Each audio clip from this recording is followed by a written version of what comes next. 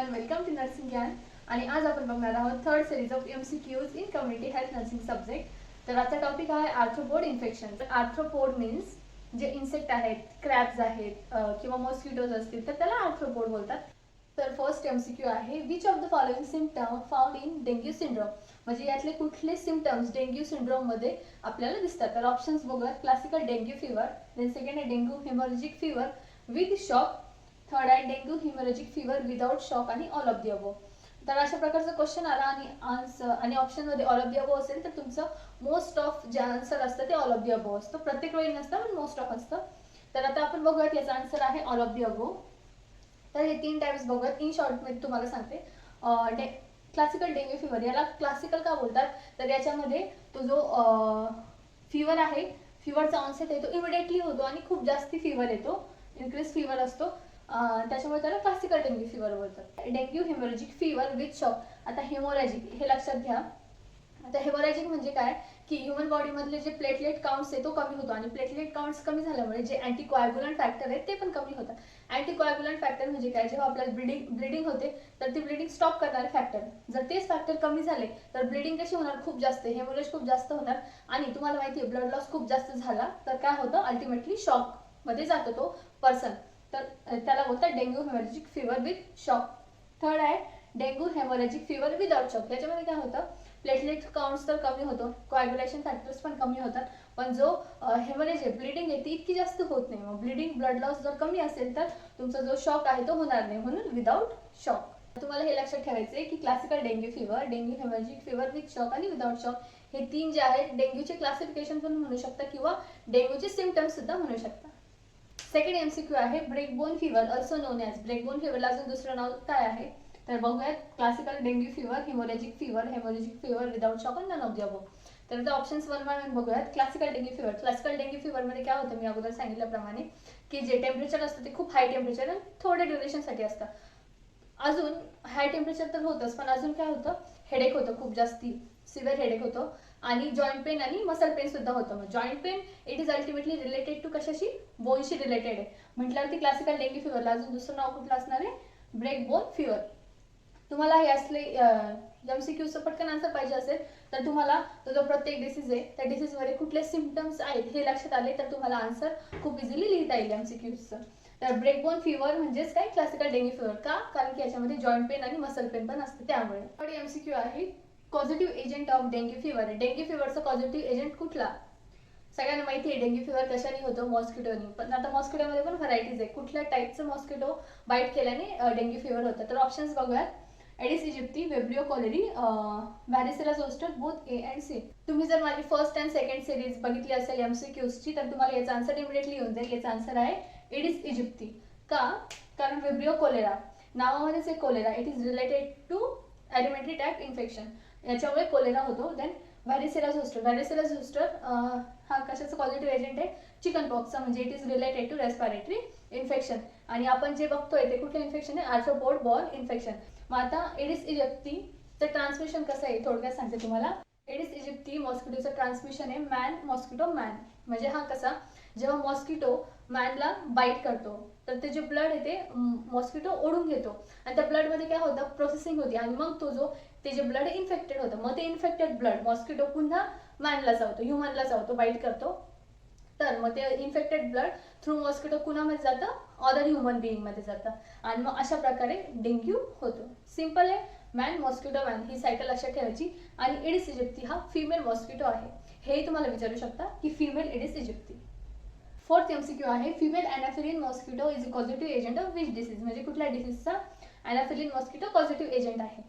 आपण अगोदरच्या MCQ मध्ये डेंग्यूचा पॉझिटिव्ह एजंट बघितला. डेंग्यूचा काय होता, Aedes aegypti, female Aedes aegypti. आणि याच्यामध्ये विचारलंय की अॅनाफिलिन मॉस्किटो हा कुणाचा एजंट आहे. म्हणजे आपल्याला याचं आन्सर माहिती असतं पण कन्फ्युजन होतं कारण की दोन्ही पण फिमेल आहे आणि दोन्ही पण मॉस्किटो आहे आणि दोन्हींचे नाव पण थोडेसे सिमिलर आहेत. तर मी तुम्हाला एक ट्रिक सांगते कसं लक्षात ठेवायचं. तर त्या नावामध्येच तुमचा आन्सर आहे. तर याच्या नावामध्येच तुमचा आन्सर आहे. का, कारण की डी मीन्स डेंग्यू आणि त्याचा पॉझिटिव्ह एजंट कुठला, एडिस इजिप्ती. ई आहे याच्यामध्ये, एडिस इजिप्ती.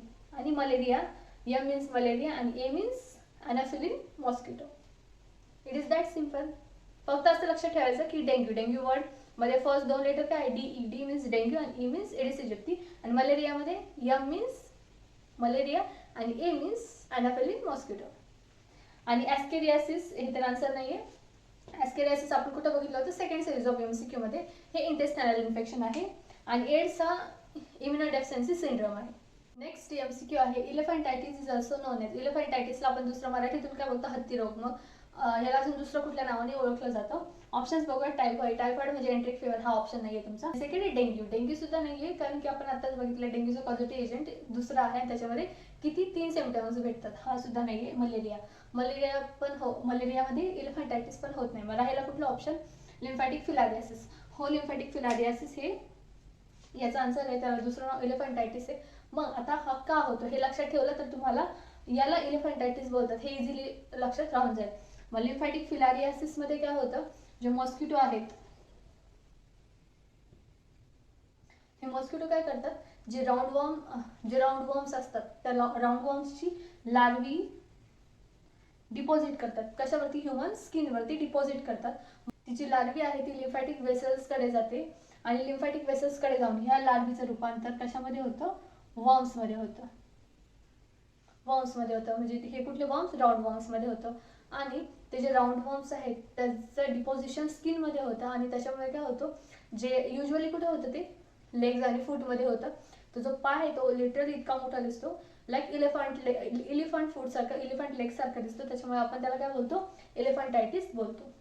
आणि ह्याचं ट्रान्समिशन कसं होतं, मॉस्किटो टू मॅन असं ट्रान्समिशन असतं याचं. सेवन्थ MCQ आहे which blood component reduces in dengue. डेंग्यूमध्ये कुठला ब्लड कॉम्पोनंट रिड्यूस होतो. ब्लड कॉम्पोनंटमध्ये दोन मेन येतात, कुठले, प्लाझ्मा आणि ब्लड सेल. ब्लड सेल्समध्ये RBC, WBC, प्लेटलेट्स, खूप सारे त्याचे क्लासिफिकेशन्स आहेत. तर आपल्याला एक ओळखायचं आहे. आता मी तुम्हाला अगोदरच्या MCQs मध्ये सांगितलं होतं की डेंग्यू हेमोरेजिक फीवर, त्याच्यामध्ये काय होतं, प्लेटलेट्स काउंट कमी होतो आणि त्याच्यामुळे प्लेटलेट्स काउंट कमी झाल्यामुळे अँटीकोॲग्युलंट फॅक्टर सुद्धा कमी होतात. याच्यामध्येच आपल्याला आन्सर भेटले, कुठला ब्लड कॉम्पोनंट कमी होतं डेंग्यूमध्ये, प्लेटलेट. तर हे तुमचं आन्सर आहे.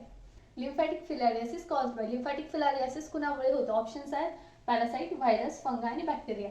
आता या चार मधला तुम्हाला डिफरन्स सांगते एकदम सिंपल मध्ये, तुम्हाला लक्षात राहील असं. पॅरासाइट म्हणजे काय, की जो दुसऱ्यांच्या जीवावर जगतो आपण त्याला पॅरासाइट बोलतो इन सिंपल.